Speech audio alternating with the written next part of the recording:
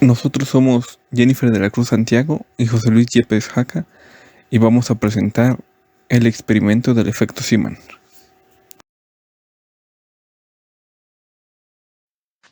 En el año de 1895, Lorentz, en su teoría clásica de electrones, predijo el desdoblamiento de los niveles de energía del átomo. Un año después de que esto ocurriera, Zeeman confirmó experimentalmente esta predicción.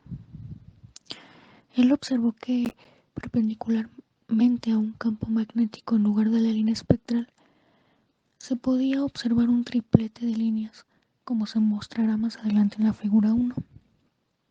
Y además a esto, paralelamente a dicho campo encontró un doblete de líneas. El efecto Zeeman ha sido un descubrimiento clave dentro de la historia de la ciencia, porque determinó el papel del campo magnético y la influencia en los átomos. Actualmente el efecto Zeeman tiene diversas aplicaciones en distintas áreas, como la espectroscopía, y por mencionar algunos ejemplos, como la espectroscopia de resonancia de spin electrónico, la formación de imágenes por resonancia magnética y la espectroscopia de Moss-Bauer. El principal objetivo de realizar este experimento es lograr reproducir el efecto Zeeman con los instrumentos que han sido proporcionados en el laboratorio de física contemporánea, y asimismo poder hallar el cambio en la longitud de onda en la luz de la lámpara de mercurio al encender un electroimán de laboratorio. Bueno, ¿qué es el efecto Zeeman?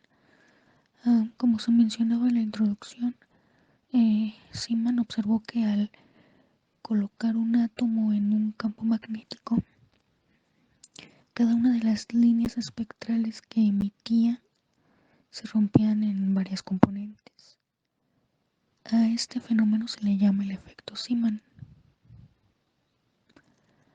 Siempre que la intensidad del campo no exceda algunos miles de Gauss, el rompimiento será proporcional a la intensidad, aunque pequeño en comparación con la separación de la estructura fina de las líneas espectrales del átomo. Esto significa que el campo magnético hace que los niveles de energía que intervienen en la emisión de las líneas espectrales se rompan en varias componentes. Entonces, como observamos en la figura 1, si nosotros consideramos un campo magnético externo, un dipolo magnético tiene una cantidad de energía potencial Bm que depende de la magnitud nu de su momento magnético y de la orientación de este momento respecto al campo. Entonces, tenemos una torca tau sobre un dipolo magnético en un campo magnético de densidad. Tau es igual a nu por el campo magnético por seno de teta. Del flujo B, el flujo B está donde teta es el ángulo entre nu y B. La torca es un máximo cuando el dipolo es perpendicular al campo y será cero cuando es paralelo a este. Para calcular la energía potencial Bm se establecen configuraciones de referencia para que Bm sea cero por definición, y realizando las cuentas pertinentes se puede llegar a la expresión que aquí se muestra.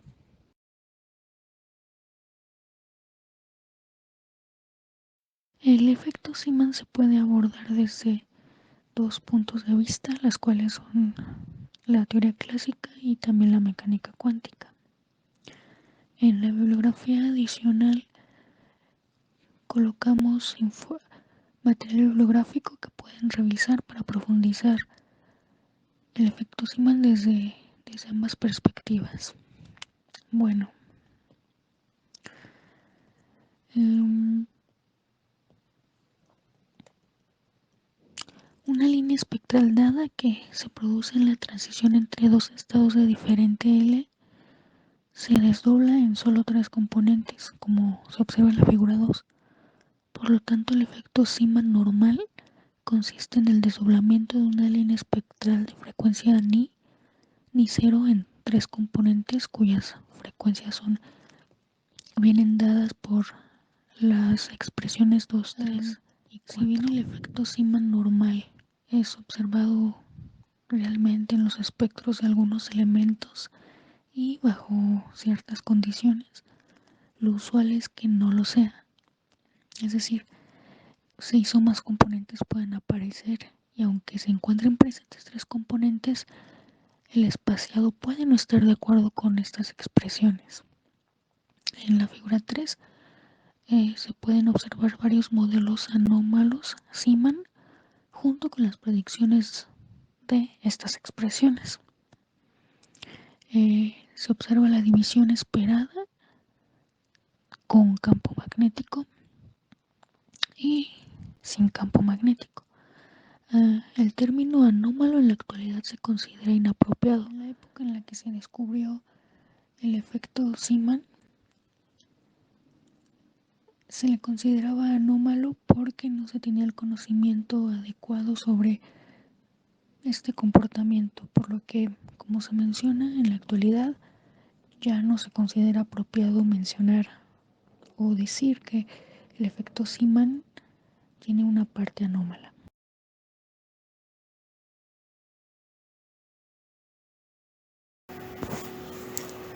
Los materiales ocupados en el experimento fueron electroimán, mesa elevadora, interferómetro de Fabry-Perot, fuente variable, bombilla de mercurio, fuente de la lámpara, polarizador, pantalla difusora, filtro Polaroid, lente, gaussímetro, mesa de madera, láser verde, cronómetro, pantalla de papel albanene, lentes protectores de rayos UV, nivel, cinta masking, soportes universales con nueces y pinzas, telescopio y el manual de manipulación. No todos los instrumentos fueron ocupados al mismo tiempo. Algunos fueron ocupados únicamente para la alineación, como es el caso del láser, y algunos otros se ocuparon durante el proceso de pruebas con el electroimán, así como la medida de la intensidad del campo magnético con el gaussímetro. Se realizó una tabla comparando los voltajes en la fuente variable con la intensidad que fue medida del gaussímetro del campo magnético. Se muestra en la tabla 1 los resultados de esto con el fin de probar que la alemán funcionara correctamente, así como tener un aproximado de las intensidades del campo que podrían ser utilizadas como modo de generar nuestros cálculos una vez observado el desdoblamiento causado por el electroimán.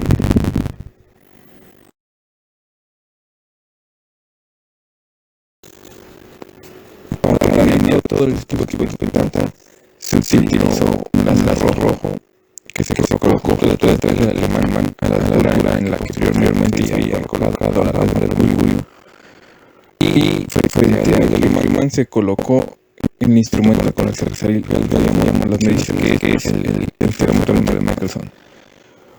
Una vez alineado, como se muestra en la figura B, se puede ver que el haz recorre el interferómetro y sale por la pantalla H debido a la condición en la que el electroimán estaba colocado en el laboratorio. Se complicó mucho la alineación, así como encontrar cuando la interferencia no tenía arreglo. La pantalla H se encontraba justo en la pared y no había posibilidad de moverse, por lo que se decidió cambiar a un interferómetro de Fabry-Perot, así como un tipo distinto de láser.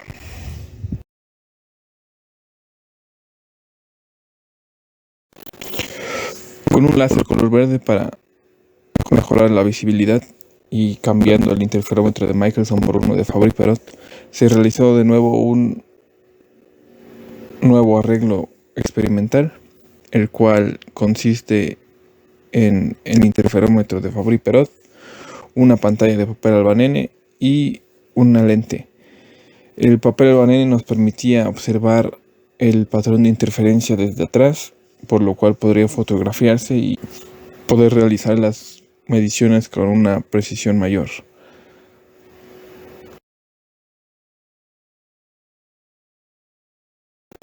Aquí se muestran los patrones de interferencia obtenidos. El A es el patrón de interferencia obtenido por el láser rojo sin la pantalla de papel albanene con el interferómetro de Fabry-Perot, y en la imagen B vemos el láser verde ya en la pantalla de papel albanene tomado desde atrás y se observan perfectamente los anillos formados por la interferencia constructiva y destructiva. Este arreglo nos permitió comprender el uso adecuado del interferómetro y cómo íbamos a ocuparlo posteriormente para realizar nuestras mediciones con el experimento de Zeeman.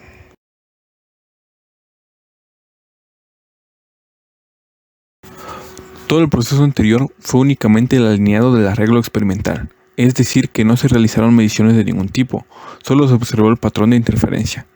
Al realizar el cambio del láser por la lámpara de mercurio, se trató de mantener el interferómetro en la misma posición, esto con el fin de no perder el alineamiento. Sin embargo, al ser fuentes distintas de luz, se tuvo que realizar casi por completo desde cero.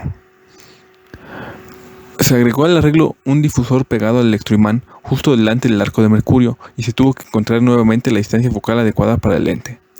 Debido a que la intensidad de la luz era muy distinta que con el láser, se retiró la pantalla y se observó con lentes protectores directamente desde el telescopio del interferómetro, esto hasta encontrar el patrón de interferencia.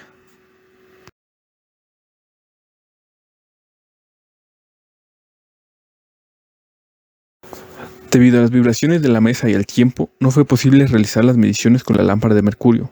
El patrón de interferencia fue apenas visible y cualquier movimiento del interferómetro hacía que se volviera difuso. No se encendió el electroimán debido a que no se podría notar el desdoblamiento de las franjas en una imagen tan poco clara. A diferencia de los patrones observados en la figura 5, esos patrones podían verse y podría notarse la diferencia al mover el tornillo micrométrico del interferómetro, pero con la lámpara de mercurio el patrón era apenas perceptible. Además, debido a que tenía que usarse la lámpara de mercurio en intervalos de 15 minutos, esto con el fin de evitar el sobrecalentamiento, el tiempo para observar y manipular los instrumentos se vio reducido enormemente.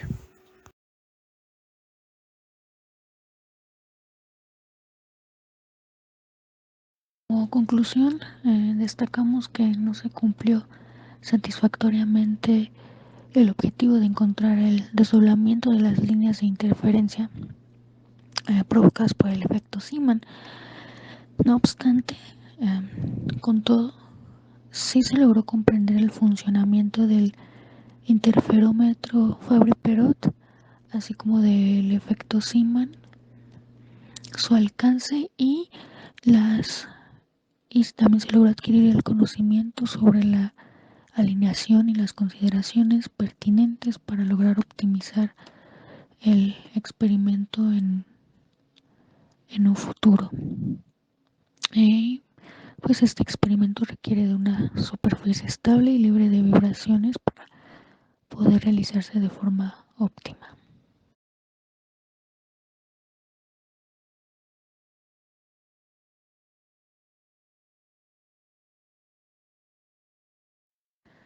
Aquí en esta diapositiva se encuentran las referencias, es el material bibliográfico revisado a lo largo de este experimento.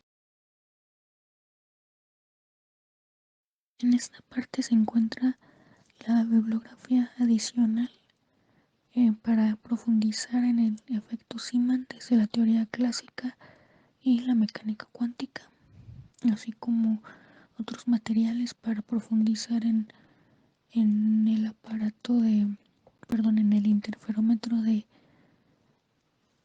Fabry-Perot. así como el montaje y la implementación de este interferómetro. Es una bibliografía adicional a las referencias que fueron previamente consultadas.